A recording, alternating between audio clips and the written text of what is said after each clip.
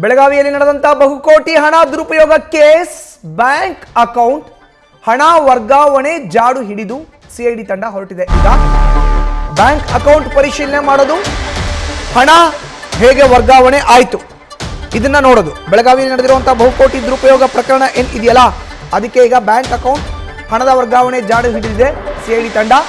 ಸಾವಿರಾರು ಕೋಟಿ ರೂಪಾಯಿ ವರ್ಗಾವಣೆ ಆದರೂ ಖಾತೆ ಹೈಡ್ ಆಗಿದ್ದು ಹೇಗೆ? ಹೆಚ್ಚಿಗೆ ಹಣ ಬಂದರೆ ಗೊತ್ತಾಗಬೇಕಲ್ಲ. ತನಿಖೆ ವೇಳೆ ಶಿವಾನಂದ ನೀಲಣ್ಣನವರ್ ಅವರಿಗೆ ಸೇರಿದಂತಹ ಹಲವು ದಾಖಲೆ ಪತ್ರಗಳು ಲಭ್ಯ ಇದೆ.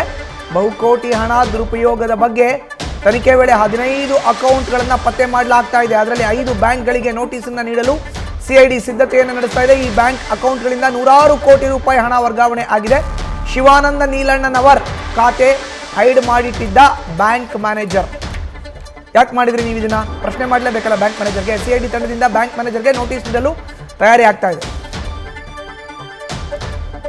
ಹೆಚ್ಚಿನ ಮಾಹಿತಿ ನೀಡ್ತಾರೆ ನಮ್ಮ ಪ್ರತಿನಿಧಿ ಶ್ರೀಕಾಂತ್ ಕುಕ್ಕಡ್ಡಿ. ಈಗ ನೇರ ಸಂಪರ್ಕಕ್ಕೆ ಜಾಯಿನ್ ಆಗಿದ್ದಾರೆ. ಶ್ರೀಕಾಂತ್, ಸಿಐಡಿ ತಂಡಕ್ಕೆ ಪ್ರಕರಣ ವರ್ಗಾವಣೆ ಆದಮೇಲೆ ಪ್ರಕರಣದ ತನಿಖೆ ಬಹಳ ಚುರುಕುಗೊಂಡಿದೆ. ಈಗ ಎರಡನೇ ಹೆಜ್ಜೆ ನೇರವಾಗಿ ಸಿಐಡಿ ತಂಡದಿಂದ ಬ್ಯಾಂಕ್ ಮ್ಯಾನೇಜರ್ಗಳಿಗೆ ನೋಟಿಸ್ ನೀಡೋಕೆ ತೆರೆಮರೆಯಲ್ಲಿ ಸಿದ್ಧತೆ. ಮಾಹಿತಿಯನ್ನು ಹಂಚಿಕೊಳ್ಳೋದಾದ್ರೆ ನೋಡಿ ಮಧುಸೂದನ್, 4,500 ಕೋಟಿ ರೂಪಾಯಿ ವಹಿವಾಟು ನಡೆದಿದೆ. ಜೊತೆಗೆ ಗ್ರಾಹಕರಿಂದ ನಾವು ಹೆಚ್ಚಿನ ಬಡ್ಡಿಗೆ ಹಣವನ್ನು ನೀಡ್ತೀವಿ ಅಂತೇಳಿ ಅವರಿಂದ ಏನಂತಂದರೆ ಪುಸಲಾಯಿಸಿ ಆ ಹಣವನ್ನು ಇವರು ಏನಂತಂದರೆ ಪಡೆದುಕೊಂಡಿದ್ದರು. ಅದಕ್ಕೆ ಸಂಬಂಧಪಟ್ಟಂತೆ ಸಾರ್ವಜನಿಕ ವಲಯದಲ್ಲಿ ಮತ್ತು ಭಾಳಷ್ಟು ಜನರಿಗೆ ಪ್ರಶ್ನೆ ಆಗಿತ್ತು. ಇಷ್ಟೊಂದು ದೊಡ್ಡ ಪ್ರಮಾಣದಲ್ಲಿ ಹಣ ವರ್ಗಾವಣೆ ಆದಂಥ ಸಂದರ್ಭದಲ್ಲಿ ಇದು ಯಾರ ಗಮನಕ್ಕೂ ಏಕೆ ಬರಲಿಲ್ಲ? IT ಇದೆ, ಜೊತೆಗೆ ಬೇರೆ ಬೇರೆ ಸಂಸ್ಥೆಗಳಿವೆ. ಈ ಆರ್ಥಿಕ ಅಪರಾಧ ಇಷ್ಟೊಂದು ದೊಡ್ಡ ಪ್ರಮಾಣದಲ್ಲಿ ನಡೀತಾ ಇದ್ರು ಮತ್ತು RBI ಗೈಡ್ಲೈನ್ಸನ್ನು ಉಲ್ಲಂಘನೆ ಮಾಡಿದರೂ ಸಹ ಏನಂತಂದರೆ ಇದು ಯಾರ ಗಮನಕ್ಕೂ ಏಕೆ ಬರಲಿಲ್ಲ ಅನ್ನೋ ಪ್ರಶ್ನೆ ಎಲ್ಲರನ್ನ ಕಾಡ್ತಾ ಇದೆ. ಅದೇ ಒಂದು ವಿಚಾರವನ್ನು ಮುಂದಿಟ್ಕೊಂಡು ಈಗ CID ತಂಡ ಏನಂತಂದರೆ ವಿಚಾರಣೆಯನ್ನು ನಡೆಸ್ತಾ ಇರುವಂಥದ್ದು. ಈಗಾಗಲೇ ಏನಂತಂದರೆ ಆರೋಪಿಯಾಗಿರುವಂಥ ಶಿವಾನಂದ ನೀಲಣ್ಣವರನ್ನು 10 ದಿನಗಳ ಕಾಲ ಏನಂತಂದರೆ CID ತಂಡ ವಶಕ್ಕೆ ಪಡೆದುಕೊಂಡಿದೆ.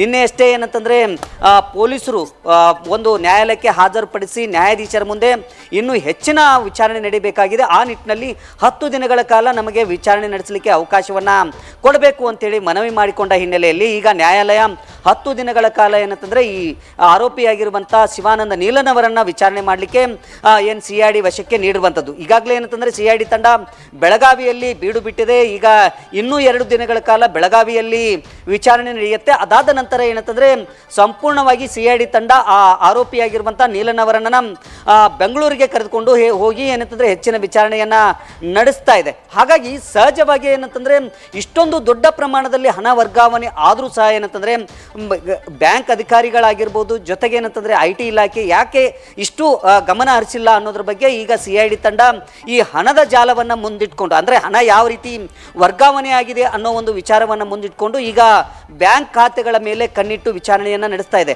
ಅದರಲ್ಲೂ ಸಹ ಏನಂತಂದರೆ ಸುಮಾರು 3-4 ಬ್ಯಾಂಕ್ ಅಕೌಂಟ್ಗಳನ್ನು ಹೊರತುಪಡಿಸಿದರೆ ಉಳಿದಂತೆ ಬ್ಯಾಂಕ್ ಅಕೌಂಟನ್ನು ಮ್ಯಾನೇಜರ್ಗಳು ಏನಂತಂದರೆ ಹೈಡ್ ಮಾಡಿ ಇಟ್ಟು ವರ್ಗಾವಣೆಗೆ ಅವಕಾಶವನ್ನು ನೀಡಿರುವಂಥದ್ದು. ಹಾಗಾಗಿ ಸಹಜವಾಗಿ ಏನಂತಂದರೆ 15ಕ್ಕೂ ಹೆಚ್ಚು ಅಕೌಂಟ್ಗಳ ಮೂಲಕ ಈ ವರ್ಗಾವಣೆ ಆಗಿದೆ. ಅಂದರೆ ಈ ಹೂಡಿಕೆ ಆದಂಥ ಹಣ ಏನಿದೆ ಬೇರೆ ಬೇರೆ ಕಡೆಗಳಲ್ಲಿ ಯಾವ ರೀತಿ ವರ್ಗಾವಣೆ ಆಗಿದೆ ಅನ್ನೋದ್ರ ಬಗ್ಗೆ ಈಗ ಪತ್ತೆ ಹಚ್ಚಲಿಕ್ಕೆ CID ತಂಡ ಮುಂದಾಗಿರುವಂಥದ್ದು. ಆ ನಿಟ್ಟಿನಲ್ಲಿ ಸುಮಾರು 5 ಬ್ಯಾಂಕ್ಗಳಿಗೆ, ಅಂದರೆ ಬ್ಯಾಂಕ್ ಮ್ಯಾನೇಜರ್ಗಳಿಗೆ ಈ ಏನು ಬ್ಯಾಂಕ್ ಅಕೌಂಟ್ಗಳನ್ನು ಹೈಡ್ ಮಾಡಿರಲಾಗಿದೆ ಅದಕ್ಕೆ ಸಂಬಂಧಪಟ್ಟಂತೆ ನೋಟಿಸನ್ನು ನೀಡಿ ಅವರನ್ನು ವಿಚಾರಣೆ ಮಾಡುವಂಥ ಸಾಧ್ಯತೆ ಇದೆ. ಆ ಹಿನ್ನೆಲೆಯಲ್ಲಿ ಈಗಾಗಲೇ ಏನಂತಂದರೆ COD ತಂಡ ಒಂದು ಬ್ಯಾಂಕ್ ಅಧಿಕಾರಿಗಳಿಗೆ ನೋಟಿಸನ್ನು ಜಾರಿ ಮಾಡಿರುವಂಥದ್ದು.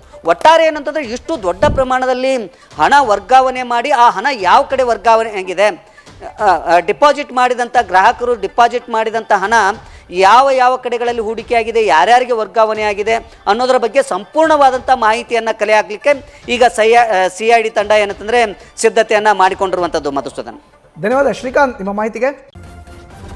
ನ್ಯೂಸ್ ಫಸ್ಟ್, ನಿರ್ಭೀತಿಯಿಂದ ನಿಮ್ಮ ಪರವಾಗಿ.